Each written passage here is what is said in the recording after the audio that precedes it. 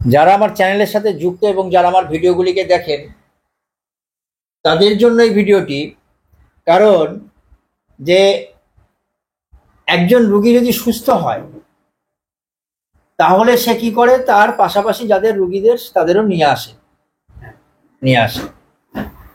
আমি এটা কোনো রোগের জন্য বলছি না, এই ভিডিওটা করা হচ্ছে যে একটা পরিবারে প্রত্যেকে কিভাবে সুস্থ হচ্ছে হোমিওপ্যাথি ওষুধে সেইটা জানানোর জন্য। অর্থাৎ বিলিভ হোমিওপ্যাথির উপরে এতটা আস্থা এবং বিশ্বাস তৈরি হয়ে যাচ্ছে। ঠিক বললাম? হ্যাঁ, অবশ্যই। এই যে বসে রয়েছে আমার সামনে, এনার বয়স বেশি না, মাত্র 32 বছর বয়স। এনার সমস্যা হয়েছিল যে লাম্বারে প্রচন্ড ব্যথা এবং অ্যালার্জিক রাইনাইটিস, তার সাথে কিডনিতে সিস্ট। এখন কি আর হাঁচি হচ্ছে না, হাঁচি কমে গেছে, কোমরে ব্যথা কমে গেছে, এবং কিডনির প্রবলেমের জন্য তার যে শারীরিক কষ্ট হচ্ছিল সেই শারীরিক কষ্টগুলিও নেই। এখন এটা কমেছে কিনা, এই কমার জন্য ওনাকে বলেছি এর পরের বার নিয়ে আসবে যখন কি করতে, হ্যাঁ, একটা ফটো তুলে নিয়ে আসতে বলেছি। এই যে হোমিওপ্যাথি ঔষধ, আমি এর আগে এনাকে বলেছিলাম আমি যে ঔষধ দেওয়াতে কিন্তু ইনি সেই পেশেন্ট যে কিনা পা তুলে বসে থাকতো এবং যেখানে বসতো সেখানেই পা তুলে বসে থাকতো। এই পা উঠিয়ে বসে থাকার উপরেই তার ওষুধ সিলেকশন করেছিলাম, শুধুমাত্র চেয়ারের উপরে যেখানে বসছে পা উঠিয়ে বসছে, এইটার উপরে দাঁড়িয়ে থেকে ওষুধ সিলেকশন করেছিলাম। ভিডিওটি আগে রয়েছে, তারা সবাই দেখতেও পারবে। আজকে দেখুন সেই পেশেন্ট পা নিচে নামিয়ে বসেছে এবং রোগী নিজে মুখে বলছে যে এখন কি আর অন্য আগের মতন পা অতটা উঠে বসিয়ে থাকতে হয়, বুঝতে হয় না, এখন পা নামিয়েই বসে, অভ্যাসটা চেঞ্জ হয়েছে। এনার তো হলো। এবার এক এক করে বলি।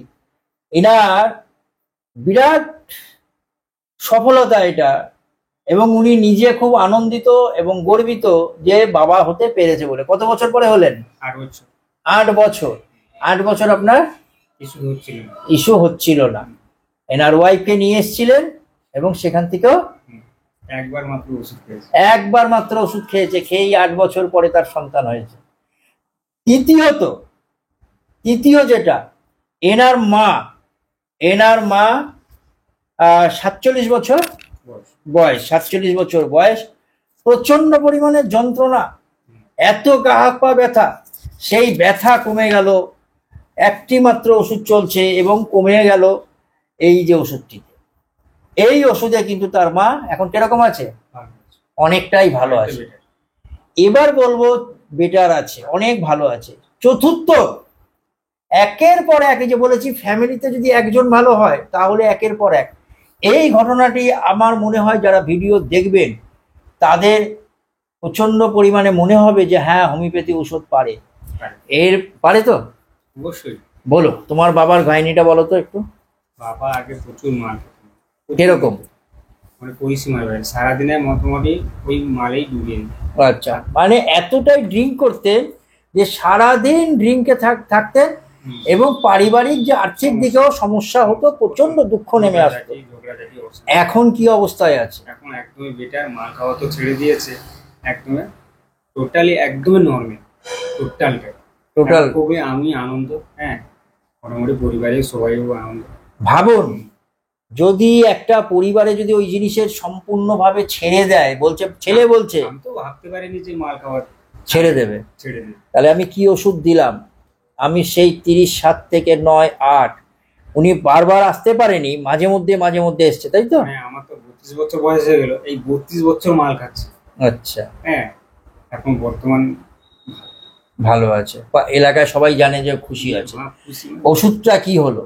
এই যে সেই ওষুধ, এই ওষুধ মাঝে মধ্যে চলছে। মানে এখন দেখুন 24 সালে আমি 30 সাথে দিয়েছি, তারপরে 19-10 3 মাস পরে, সেই 24-এর পরে আসলো এই বছরের 31-5, কত মাস পরে?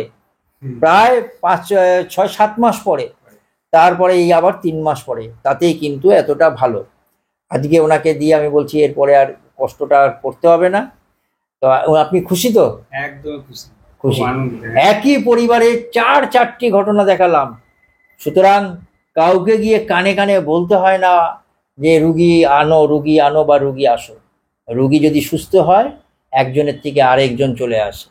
ধন্যবাদ, তোমার পারমিশন নিয়ে ভিডিওটি করলাম, কোনো অসুবিধা নেই তো? না, সবাই দেখবে তো? অবশ্যই হ্যাঁ, অবশ্যই। ঠিক আছে।